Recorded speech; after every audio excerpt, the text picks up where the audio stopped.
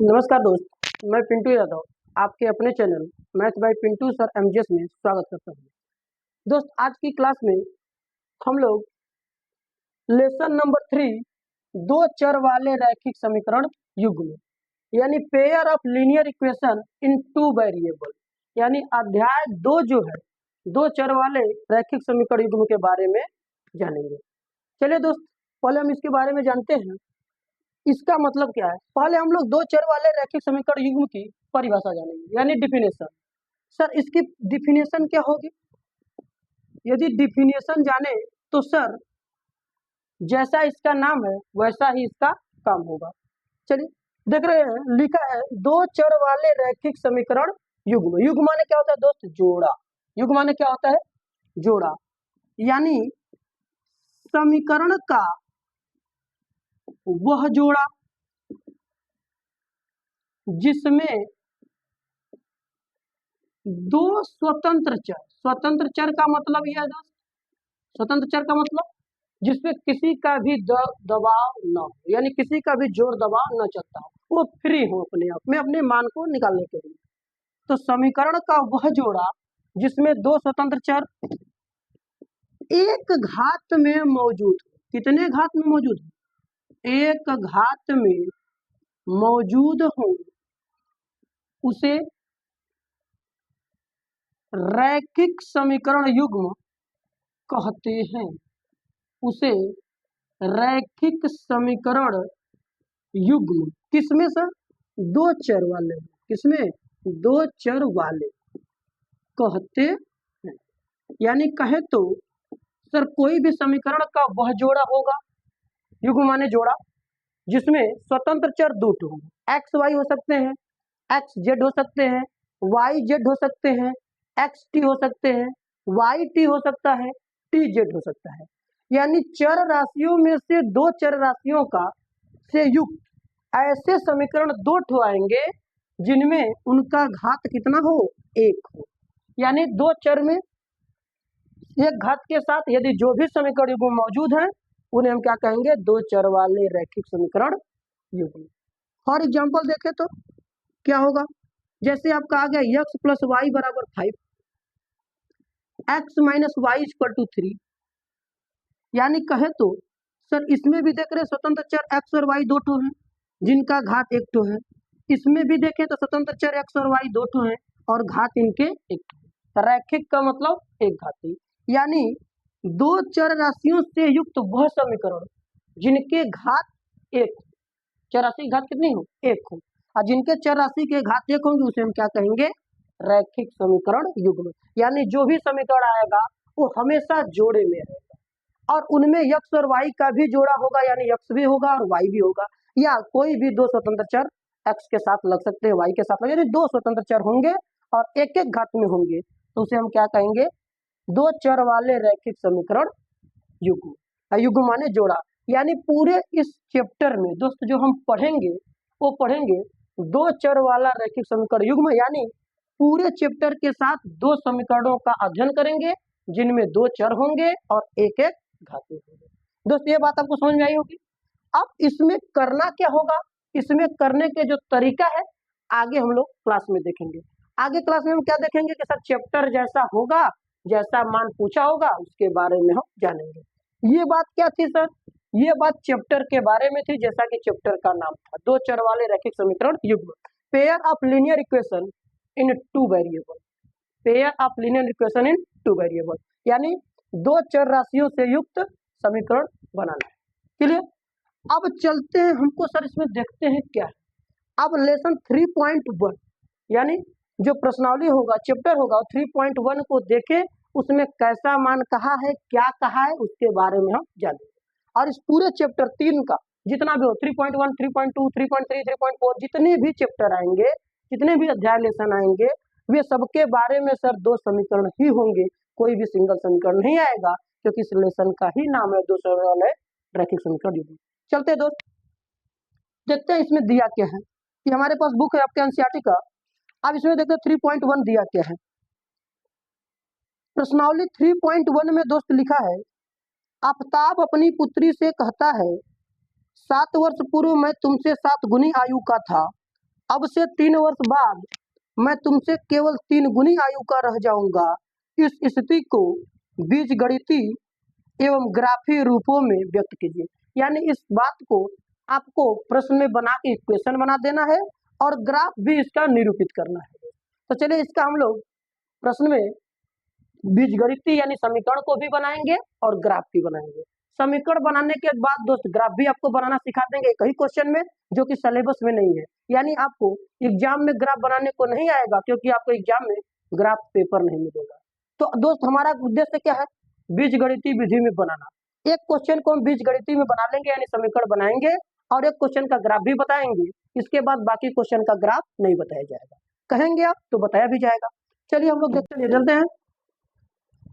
कहा है कि आफ्ताब अपनी पुत्री से कहता है 7 वर्ष पूर्व में तुमसे 7 गुनी करता। यानी आफ्ताब और अपनी पुत्री में बात हो रही है। चलिए तो सर आफ्ताब अलग होगा आयु का और उसकी पुत्री अलग होगी। मान लेते हैं कि माना आफ्ताब की वर्तमान उम्र या आयु, वर्तमान आयु हमने मान लिया x वर्ष, तो उसकी पुत्री का सर पुत्री भी कुछ न कुछ आयु कर, पुत्री की वर्तमान आयु मान लिया y वर्ष। रेखा खींच देने का मतलब क्या है सर?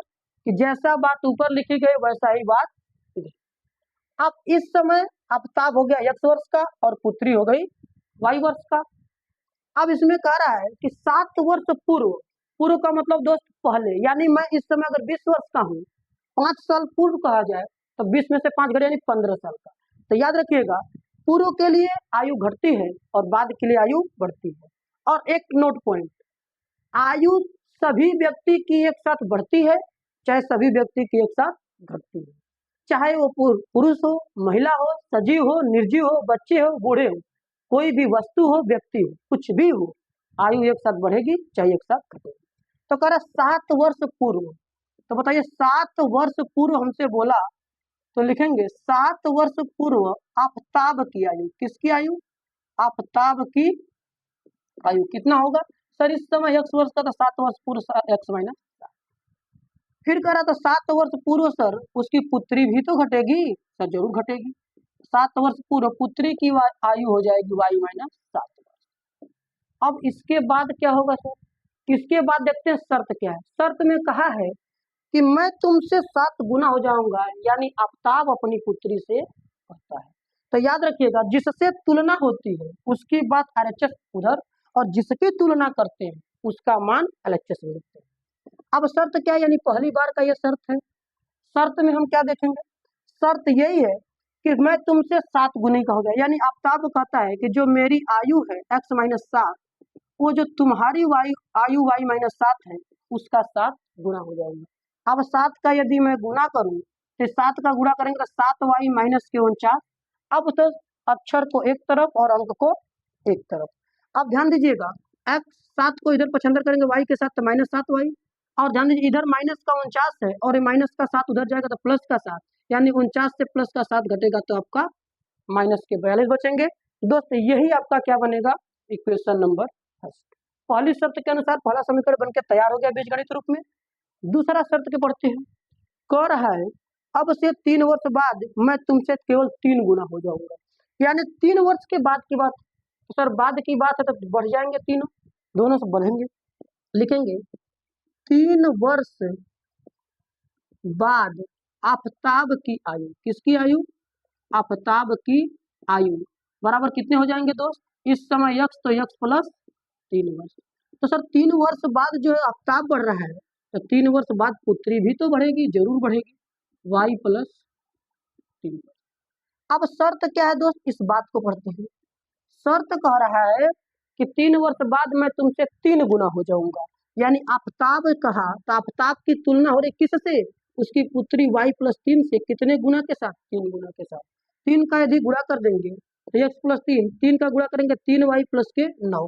अब वही दोस्त जिसका काम उसमें अक्षर एक तरफ अंक एक तरफ, x 3y को इधर लेके आएंगे प्लस के साथ तो इधर हो जाएगा माइनस के साथ, ये प्लस का 3 उधर जाएगा तो 9 से घट जाएगा, यानी 6 समीकरण नंबर। यही दोस्त क्या हुआ? आपका समीकरण बन के तैयार हो गया, यानी बीजगणितीय रूप बन गया। तो दोस्त कहा क्या था? जैसे कहा था वैसे आपको पढ़ना है, पूर्व की आयु के लिए घटा देना है और बाद की आयु के लिए जोड़ देना है। ये आपका तो दोस्त बीजगणित रूप बन के तैयार हुआ।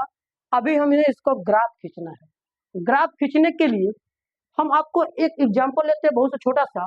अब बहुत ही बेहतरीन तरीके से इसको बताया जाएगा, जो सब पे काम करेगा। इसका भी होगा, उसका जिसका भी होगा, सब पे ग्राफ बना लेंगे। चलते हम बताते हैं आपको एक ग्राफ एग्जाम्पल के साथ। चलिए, ग्राफ कहे तो जैसे मान लीजिए यदि है x प्लस वाई बराबर 4, एक एग्जाम्पल हमने लिया का ग्राफ बनाइए या खींचिए, ये हमसे पूछ रहा है। याद रखिए, ग्राफ बनाने के लिए बहुत ही जबरदस्त ट्रिक आपको बताएंगे, बहुत ही शानदार ट्रिक, जरूर आपको समझ में आएगी। ग्राफ खींचने का मतलब क्या होता है? कार्तीय तल पे दिखाना। कार्तीय तल यदि मैं इसको बनाऊं तो आप जानते हैं कि क्षैतिज रेखा को एक्स अक्ष और ऊर्ध्वाधर रेखा को, जहां ये दोनों रेखाएं कटेंगी, इस बिंदु को हम मूल बिंदु कहते हैं और इसका निर्देशांक 0, होता है। ये भी मूल बिंदु के दाहिने x का प्लस दिशा, मूल बिंदु के बाएं x की माइनस दिशा, मूल बिंदु के ऊपर y की प्लस दिशा और मूल बिंदु के नीचे y की माइनस दिशा। इसके बारे में आप सभी जानते हैं या नहीं भी जानते तो इसके बारे में जान लीजिए कि जहां ये कटेंगे और मूल बिंदु दाहिने x का प्लस, बाएं x का माइनस, ऊपर y का प्लस, नीचे y का। अब इसके बारे में आपका हमारा काम हो गया। चलते हैं इसके आगे चले। हमें कह रहा है ग्राफ खींचना। ग्राफ खींचना का मतलब इसको चतुर्थांश में दिखाना। क्या करना दोस्त? चतुर्थांश में दिखाना। अब इसको हमें चतुर्थांश पे दिखाना है। इस चतुर्थांश पे दिखाना यानी इस ग्राफ का इस पर निरूपण करना। अब बताइए, यदि मैं आपसे पूछूं कि ग्राफ को यदि खींचना है, ठीक, तो इसके अंदर हमको प्रेस करना होगा। तो इसके अंदर जाने के लिए आपको सबसे उचित कौन सा बात होगी, कौन सा मान होगा जहां से आप कहीं भी जा सकते हैं? तो आप गौर से देखकर बताएंगे कि सर इसको, सर ये तो सबसे बीच में मूल बिंदु पड़ रहा है, यानी मूल बिंदु की तरफ सर अगर जाए तो ये हमारा जान बता देगा, ये हमको मान बता देगा कि हमको इधर जाना है कि उधर जाना है कि इधर जाना है कि इधर, यानी मूल बिंदु हमें बता देगा कि आपको किस दिशा में जाना है, वो दिशा हमें दिखा देगा। तो सर मूल बिंदु मेन बिंदु हुआ, यानी कहें तो सर मूल बिंदु से यदि मैं बात करूं तो इसके अंदर हमें कहीं भी जाना होगा तो हम जा सकते हैं। तो क्या मूल बिंदु उसी तरह से प्रकार से हो गया दोस्त? किस प्रकार? जैसे यदि हमें कहीं जाना होगा तो सर स्टेशन पे जाएंगे। स्टेशन पे जब जाएंगे तो वहां से सभी दिशाओं की गाड़ियां मिलती हैं। अब वहां जब हम जाएंगे तो हमें जिस दिशा में जाना होगा स्टेशन हमें उस दिशा की गाड़ी पे छोड़ेगा। तो ठीक उसी प्रकार क्या है दोस्त? मूल बिंदु। मूल बिंदु पे यदि हम जाएंगे तो मूल बिंदु हमें किसी भी दिशा में जाने के लिए बता देगा। मूल बिंदु का सर मान क्या होता है? मूल बिंदु का मान कुछ नहीं होता है। क्यों सर? 0, यानी न तो यहाँ x का ही मान होता है मौजूद, न तो y, जबकि होते दोनों 0 के साथ, यानी x का भी मान 0 और y का भी मान 0। लेकिन सर इसका मान कुछ नहीं है, लेकिन इसके बिना कुछ काम भी नहीं हो रहा है, यानी यहाँ जब पहुंचेंगे तभी पहुंचेंगे। अर्थात इसका मतलब ठीक उसी प्रकार से हो गया जिस प्रकार सब्जी में तेजपत्ता, यानी तेजपत्ता को खाने से पहले निकाल दिया जाता है, लेकिन सब्जी बनाने से पहले इसको डाला जाएगा। यानी खाने में तो इसका यूज कुछ भी नहीं है, लेकिन इसके बगैर सब्जी बनती नहीं। यानी वही बात कि इसका रोल कुछ नहीं है, लेकिन सर बिना इसके काम निकलेगा नहीं।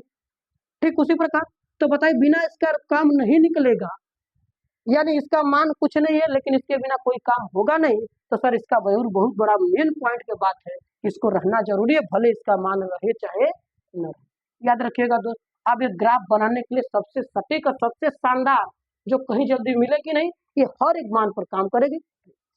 किसी भी, ध्यान रखिए, दुनिया में किसी भी आकृति का यदि ग्राफ खींचना हो यानी चतुर्थांश पे दिखाना हो, 3 खाने की सारणी बनाइए। कितने खाने की दोस्त? 3 खाने। और ये ध्यान दीजिए ग्राफ खींचने का जो है 2D यानी x अक्ष और y अक्ष के लिए, 3 अक्ष के लिए नहीं, x अक्ष y z के लिए नहीं, केवल 2 अक्ष के लिए नहीं, जिसमें x और y।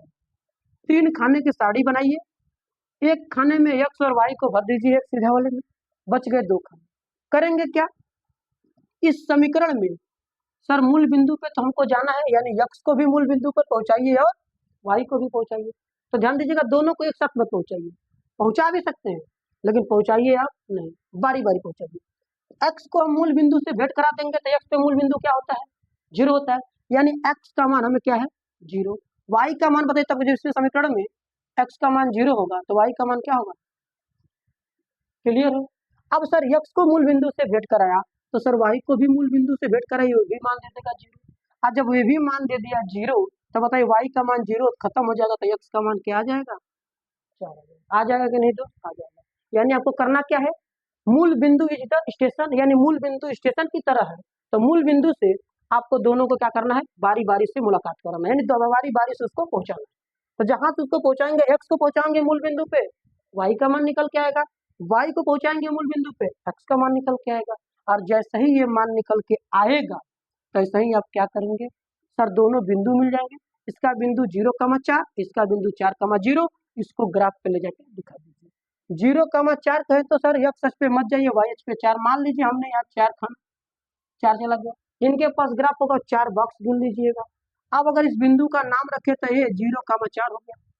अब इस बिंदु का निरूपण हो गया, इस बिंदु का करिए, इस बिंदु में x का मान 4, y का मान 0, यानी y पर नहीं जाना है, x पर 4 जाना है, तो x पे हम 4 चले गए यहाँ, इस बिंदु का नाम रख दिया b, इसका हो गया मान 4,0। अब देख रहे ये दोनों बिंदु हो गए। सर जब ये दोनों बिंदु हो गए तो दोनों बिंदु से क्या करिए, एक रेखा ड्रा करिए, जो आपके इस रेखा के समीकरण का ग्राफ बन के तैयार। दोस्त ग्राफ बनाने के लिए बस इस सिर्फ 2 लाइन की बात, 3 खाने की साड़ी बनाइए और दोनों में x और y दोनों को बारी बारी से मूल बिंदु से भेंट कराइए। बारी बारी से मूल बिंदु से यदि भेंट करा देंगे तो एक बार x का मान 0 तो y का मान क्या, और y का मान 0 तो x का मान, मामला खत्म हो जाए। पे तुरंत बिंदु मिल जाएगा और बिंदु को दोनों को कहाँ दिखा देंगे, चतुर्थांश से दिखाइए, उससे रेखा ड्रा कीजिए, जो मान मिला वो आपका रेखा का ग्राफ बना। ऐसे अगर देखे सर किताबी नियम या और तरीके, तो किताबी नियम तो ये कहता है कि दिए गए समीकरण में चर राशि x का मान रखते जाइए और y का मान निकालते जाइए, जहां ये सब बिंदु मिल रहे हैं उन्हीं बिंदुओं से एक रेखा खींच दीजिए, जो ग्राफ बनेगा ये रेखा का ग्राफ बनेगा। यानी x के 2 4 5 10 मान रखिए, y के 2 4 5 10 मान निकालिए, दोनों सब बिंदुओं को जोड़ा बना के रेखा खींचिए, देखिए जिसपे बनेगा। सर उससे कुछ नहीं करना है आपको, सबसे सरल, सबसे तरीका आसान, सबसे शानदार तरीका यही है कि बस दोनों को x अक्ष y अक्ष जो भी है उसमें 3 खाने की साड़ी, एक बार x को भी मूल बिंदु से बात करिए, एक बार y को मूल बिंदु से बात करिए, दोनों बिंदु मिले वही जो दुनिया भर के बिंदु अपना बताए जा रहे हैं वे सभी बिंदु सर इसी रेखा पे होंगे। चाहे आप निकाल के देख सकते हैं कि जो भी बिंदु आएंगे इसी रेखा पे होंगे, कहीं भी इससे बाहर नहीं होंगे। अर्थात आपको ये बात याद है कि आपको केवल ग्राफ खींचने के लिए केवल मूल बिंदु से बात करना है, दुनिया के बिंदु से बात करना। दोस्त ये बात आपको समझ में आई होगी। ठीक इसी प्रकार वो दोनों समीकरण जो बने थे उनको भी दोनों में 3 3 खाने की साड़ी बना के बारी बारी से क्या करेंगे, मूल बिंदु से बात करा के x अक्ष y अक्ष का मान निकालेंगे। क्लियर है दोस्त? चलते हम लोग अगले क्वेश्चन की तरफ। अगला क्वेश्चन क्या है? अगला क्वेश्चन है, क्रिकेट टीम के एक कोच ने ₹3900 में 3 बल्ला 6 गेंद खरीदी, बाद में उसने एक और बल्ला तथा उसी प्रकार की 3 गेंदें ₹1300 में खरीदी, इस स्थिति को बीजगणित तथा ज्यामितीय रूप में व्यक्त करिए। अब दोस्त ध्यान दीजिएगा, अब क्रिकेट का कोई कोच है, गेंद और बल्ला खरीदने गया, आप एक खरीदारी करने या कुछ भी करने की बात बताइए सर। यदि मान लीजिए हम कुछ बाजार में खरीदने जाते हैं तो एक वस्तु का दाम हमको यदि पता हो जाए और उसी प्रकार की 10 थे 5 थे 8 थे यानी ज्यादा वस्तु का दाम पता करना हो यानी लेना हो, तो एक वस्तु का कीमत जानेंगे, उसके बाद जितनी वस्तु लेंगे उसमें गुणा करेंगे कि नहीं करेंगे, तब ना पैसा निकलेगा। यानी जैसे एक कलम का दाम 5 रुपया है और आपको 4 कलम लेनी है, तो 5 रुपये का एक कलम, 4 कलम लेना है, तो 5 चौक का 20 यानी 5 में 4 का गुणा कर देंगे तो पैसा बदल जाएगा, बदल जाएगा। यानी इसका कहने का मतलब यही है कि किसी भी वस्तु के कीमत में उसकी क्वांटिटी से अगर मल्टीप्लाई कर दिया जाए तो पूरी वैल्यू रुपए में बदल जाती है, यानी पैसे में निकल के आ जाती है। ठीक दोस्त वही कंटेंट क्वेश्चन में क्या कहा है, क्रिकेट के कोच ने 3900 में 3 बल्ला और 6 गेंद खरीदा है, तो दोस्त पहले एक बल्ले की कीमत जानेगा तब तो खरीदेगा। अब क्या करना है, मान आप ध्यान दीजिए, क्वेश्चन इसमें है, आपके किताब में क्वेश्चन का नंबर बदल सकता है। मैंने जो दूसरा बताने जा रहा हूँ तो 8वां में दिया हो, 10वां में दिया, 7वां में दिया, 12वां में दिया, 13वां में, यानी क्वेश्चन का नंबर चेंज हो सकता है लेकिन क्वेश्चन चेंज नहीं होगा, क्वेश्चन का नंबर आगे पीछे होगा। दोस्त इस बात को ध्यान दीजिएगा। बल्ला और गेंद, तो सर बल्ला और गेंद खरीदा है तो मान लेते हैं, माना एक बल्ले की कीमत बराबर x रुपया, यानी बल्ला कितने रुपए में खरीदा गया, एक ठो है। सर बल्ला कीमत की खरीदा तो गेंद भी तो खरीदेगा, एक गेंद की कीमत हम देखते हैं सर एक गेंद की जो कीमत है वो हो गई वाई रुपये, इसमें कोई दिक्कत। अब देखते हैं कै कै पीस खरीदा है सर, पैसे बदलिए। 2900 में आपको 3 ठो बल्ला 6 गेंद खरीदा है। अब बताइए प्रथम शर्त के अनुसार क्या बात हो रही है सर, 3 बल्ला और 6 गेंद। तो बताइए 3 बल्ला खरीदा है कितने के रेट से, एक्स के रेट से। तो 3 में एक्स का गुणा किया, पूरा पैसा हो गया, प्लस किसका पैसा है और देना है सर, गेंद का। कै ठो गेंद खरीदा है, 6 ठो, कितने के रेट से, वाई के। दोनों पैसा मिला कितने हो गए सर, 3900। क्या हो गए, 3900। अब इसमें गुणा करिएगा तो 3x plus 6y equal to 3900। आप देख रहे हैं समीकरण बन के तैयार है। देखेंगे अगर दोनों पक्षों में तो 3 से डिवाइड हो रहा है, अगर डिवाइड हो रहा है तो कर दीजिए, नहीं कर पा रहे तो भी बात सही। अब ये 3 से दोनों पक्षों में क्या करेंगे, डिवाइड हो रहा है, भाग देंगे।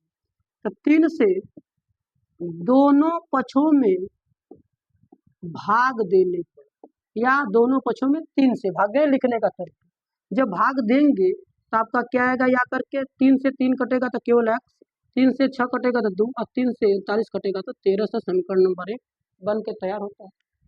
अब दोस्त ध्यान दीजिए, एक बात में तो पहली बार तो उसने खरीद लिया, फिर वो दूसरी बार खरीदता है। तो दूसरी बार यदि खरीदता है सर, दूसरा शर्त हो जाएगी। दूसरा शर्त क्या है, बाद में उसने सर एक बल्ला और 3 गेंदें खरीदा है, कितने में, 1300 में। उसने एक बल्ला और उसी प्रकार की 3 गेंद 1300 में खरीदा है। यानी सर जी एक बल्ला खरीदेगा तो कितना रुपया दिया होगा, 100 रुपया। 3 गेंद खरीदा होगा, कितना रुपया दिया होगा, 3 वाई रुपया। कितने सौ में खरीदे सर, 1300 में। अब इसका गुणा करेगा तो 1 एक्स प्लस 3 वाई बराबर के 1300। ये समीकरण नंबर, क्या दोस्त यही समीकरण बनकर तैयार हुआ, यस यही समीकरण आपका बनकर तैयार हुआ। तो आपको करना क्या है, आपको बस यही ध्यान देना है कि एक चीज कितना में खरीदी गई है। अगर वही चीज ज्यादा मात्रा में खरीदी जा रही है, जितनी मात्रा में खरीदी जा रही है उससे गुणा कर देंगे तो पूरी वैल्यू रुपए में बदल जाएगी। पैसे में तो पैसे में बदलेगी, रुपए में तो रुपए में बदलेगी, जिसमें राशि रहेगी उसमें आपका ये बदल जाएगा। इसका भी दोस्त आपको क्या करना है, ग्राफ खींचना है। ग्राफ खींचने के लिए वही सबसे सटीक तरीका जो कहीं भी दुनिया में जल्दी मिलेगा नहीं। आपको यही ध्यान देना है कि जो भी मान है, किसी भी चीज का ग्राफ खींचने के लिए 3 खाने की साड़ी बनाइए, एक्स का मान 0, वाई का मान खोजिए, वाई का मान 0, एक्स का मान खोजिए, जो तीनों बिंदु मिले उसको ले जाकर चतुर्थांश पे बैठा दीजिए और वहां से रेखा ड्रा करिए, आपका रेखा का ग्राफ बन के तैयार होता है। सबसे सटीक, सबसे आसान, असरदार तरीका है जो आपको कभी भी भूलने नहीं देगा। कंटेंट सर अच्छा होगा, वीडियोस को जरूर लाइक करिएगा, शेयर करिएगा और कमेंट में अपनी राय को जरूर बताइएगा। चलते हैं दोस्त अगले क्वेश्चन की तरफ। अगला क्वेश्चन क्या है, अगला क्वेश्चन आपका इसी प्रकार है, करा 2 किलो सेब और 1 किलो अंगूर का मूल्य किसी दिन 160 था, एक महीने बाद 4 किलो सेब और 2 किलो अंगूर का दाम 300 हो जाता है। इस स्थिति को बीजगणितीय तथा ज्यामितीय रूप में व्यक्त कीजिए। यानी इसका भी ज्यामितीय रूप बनाना, यानी ग्राफ भी बनाना होता है, इसको भी निरूपण करना है। तो दोस्त वही बात, अंगूर और सेब खरीदे जा रहे हैं 1 किलो से ज्यादा। तो सर चाहे जितना भी खरीदे, आपको क्या करना होगा, 1 किलो का दाम पता करना होगा कि नहीं पता करना होगा, जरूर पता करना होगा। अब हमें 1 किलो का दाम पता करना है।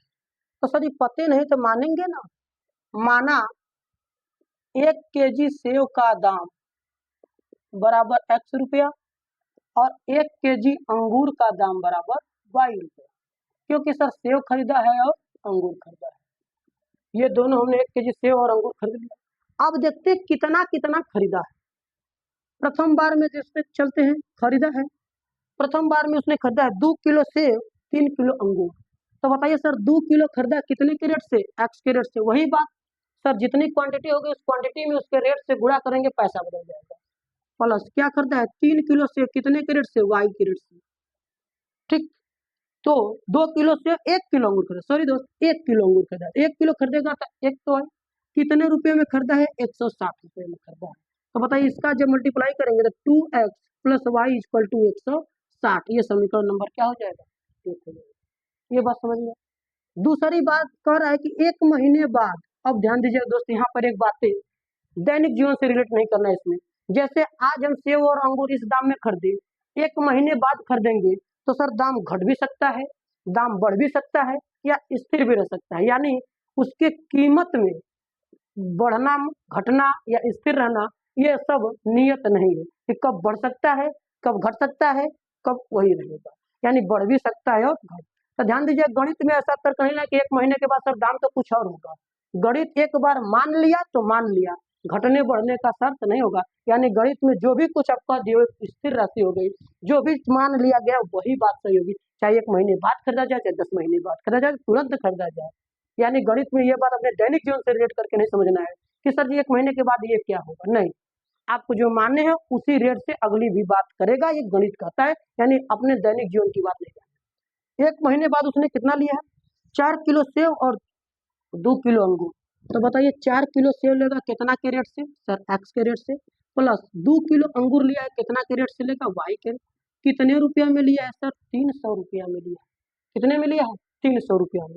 तो आप बताइएगा जब इसको गुणा करेंगे तो 4x प्लस 2y बराबर 300। अब यही हमारा समीकरण बन के तैयार हुआ। लेकिन इसको भी अगर गौर से हम देखें तो सर इसमें भी 2 से दोनों पक्षों में भाग जा रहे हैं। आप लिख देंगे दोनों पक्षों में 2 से भाग देने और आना ही, तो भाग दे दीजिए, काम कर दीजिए दोनों पक्षों में, या करके कोई दिक्कत नहीं। 2 से भाग देंगे तो 2x प्लस वाई बराबर 300 को 2 से काटेंगे तो 150। यही समीकरण नंबर 2 बना के तैयार हुआ। अब इसका भी ज्यामितीय निरूपण करना है, यानी ग्राफ बनाना है आपको। तो दोनों में 3-3 खाने की साड़ी बनाइए और दोनों में x और y को मूल बिंदु से भेंट कराइए। x का मान 0 तो y का मान, और y का मान 0 तो x का मान, ग्राफ बन के तैयार हो जाएगा दोस्त। यही है। इसमें 1-2 क्वेश्चन और भी है दोस्त। 1-2 क्वेश्चन जो भी है वो थोड़ा इजी है, उसको आप लगाएंगे। हम आपको वही क्वेश्चन यहाँ सॉल्व कराएंगे जो थोड़ा मुश्किल करने में होंगे, यानी थोड़ा समझने में डिफिकल्ट समझ में आते होंगे, आपको वो सभी क्वेश्चन कराए जाएंगे। आप घर से करिएगा, जो क्वेश्चन छूट जाते हैं नहीं आता है कमेंट बॉक्स में बताइए, वो एक क्लास भी आपको बना के दिखा दिया जाएगा, उस क्वेश्चन को भी हल करके आपको दिखाया जाएगा, वो भी क्लास आपका क्लियर हो जाएगा। यानी कोई भी क्वेश्चन आपको छोड़ने नहीं दिया जाएगा, लेकिन 1-2 क्वेश्चन हर एक क्लास में, हर एक चैप्टर में छोड़ा जाएगा, जिससे कि आप खुद पे घर पे रिवीजन करें, घर पे इसको सॉल्व करें, घर पे उसको हल करने का प्रयास करें, जिससे आपको बहुत ज्यादा क्लियर होगा। ठीक है दोस्त, तो आज की क्लास में हम लोग पढ़े 2 चर वाले रैखिक समीकरण युग्म का ज्यामितीय निरूपण और बीजगणितीय निरूपण। पहले बोले तो जो 2 चर वाले रैखिक समीकरण युग्म का परिभाषा क्या था, ऐसे समीकरण का युग्म या जोड़ा जिनमें 2 स्वतंत्र चर हो। अब 2 स्वतंत्र चर कुछ भी हो सकते हैं, एक्स भी हो सकता है, वाई भी हो सकता है, दोनों में से कोई x y z t theta से कोई भी, लेकिन रैखिक यानी एक एक घातीय है। यानी 2 समीकरण युग्म ऐसे हैं जिसमें 2 स्वतंत्र राशियां होंगी चर में और दोनों की घात एक एक होगा, उसे हम 2 चर वाले रैखिक समीकरण युग्म कहते हैं। और दो सबसे सटीक हमने आज जाना, सबसे बेहतरीन तरीका जो जाना, वो 2 चर वाले रैखिक समीकरण युग्म का ग्राफ खींचना, यानी ग्राफ कैसे खींचा जाता है। किताब में तो बहुत लंबी चौड़ी बात लिखा है, बाकी लोग भी, बाकी सारे भी आपको लंबी चौड़ी बात बताएंगे कि दिए गए समीकरण में x का उचित मान रखिए, y का मान निकालिए, सभी बिंदुओं को मिलाकर एक रेखा खींच दीजिए, जो बनेगा ग्राफ बनेगा। भाई बिल्कुल बात सही है, लेकिन ध्यान दीजिएगा दोस्त, वे सभी बातों को निचोड़ कर एक ऐसा तर्क हमने आपको निकाला है जो आप कोई भी बिंदु का सहारा मत लीजिए, सिर्फ और सिर्फ मूल बिंदु का। क्यों? क्योंकि मूल बिंदु ही मुख्य बिंदु है। पूरे चतुर्थांश में मूल बिंदु का ही रोल है और किसी का कुछ रोल है नहीं, क्योंकि बिना मूल बिंदु का आप कहीं जा ही नहीं सकते। तो हम क्यों दुनिया भर के बिंदु के चक्कर में पड़े, केवल मूल बिंदु के चक्कर में पड़ेंगे। यानी ये बात समझ में आएगी। तो याद रखिएगा, आपको जो भी ये कंटेंट दिया गया है आज, मूल बिंदु वाला यानी ग्राफ खींचने वाला, सबसे बेहतरीन, सबसे जबरदस्त और सबसे असरदार है दोस्त। तो आपको क्लास कैसे लगी अपने कमेंट बॉक्स में राय को जरूर बताएं, और अपने फ्रेंड सर्किल में भी अपने दोस्तों के साथ इसको शेयर करें, जिससे कि आपके साथ साथ अपने फ्रेंड सर्किल को भी फायदा हो। जो लोग इन बातों से अनभिज्ञ हैं, जिनको ये सब बात से नहीं समझ में आई है, उनको भी ये बातें उनके तक पहुंचे दोस्त। ऐसा उम्मीद है कि आप इस चैनल पे यदि नए हैं तो चैनल को सब्सक्राइब करिए, वीडियोज को लाइक करिए और शेयर करके कमेंट भी बताइए कि आपको ये क्लास कैसा लगा और अगला क्लास आपका कैसा हो। तो दोस्त अपने फ्रेंड सर्किल में इसको शेयर करिए और इस कंटेंट के बारे में दूसरे को भी बताइए। आप चाहे तो दूसरे भी क्लास के टीचर्स जो भी हैं, दूसरे भी क्लासों से इस क्लास को आप तुलना कर सकते हैं। यदि जरा भी कंटेंट में आपको कमी दिखेगी, आप बेहिचक कमेंट में बताएंगे। दोस्त गारंटी है कि कंटेंट में कोई कमी नहीं होगी। तो याद रखिए, यदि कंटेंट में कमी नहीं दिया जा रहा है, मेहनत में कोई कमी नहीं है, तो आप इसको शेयर करने में भी कमी मत करिए। इसको लाइक करके अपने फ्रेंड सर्कल में शेयर करें और चैनल को आगे बढ़ाएं। चैनल है आप ही का है, आप नहीं बढ़ाएंगे तो कौन बढ़ाएगा। यानी आप सबको एक साथ मिल करके इस क्लास को आगे बढ़ाना है और बहुत आगे तक लेकर जाना है, जिससे बाकी सब बच्चे भी इस बात से जो बातें उनको नहीं पता है, वे बात इस क्लास से आपको मिले। ठीक है दोस्त, तो फिर हम लोग मिलेंगे अगली क्लास में इसी चैप्टर के प्रश्नावली 3.2 के साथ। यानी आज का ये क्लास प्रश्नावली 3.1 का था, अगला क्लास आपका प्रश्नावली 3.2 का होगा। जो भी बातें उसमें होंगी वे सभी बातें आपको बताई जाएंगी। यदि कुछ टॉपिक्स होंगे तो टॉपिक्स के बारे में बताई जाएंगी। इसके बाद उस टॉपिक के साथ जो भी क्वेश्चन होंगे उसको सॉल्व कराए जाएंगे, बहुत सरल और सुबोध भाषा में, जो आपको बहुत ज्यादा समझ में आएगा। ठीक है दोस्त, फिर हम लोग मिलेंगे नेक्स्ट क्लास में। आज के लिए इतना ही, धन्यवाद। चलिए।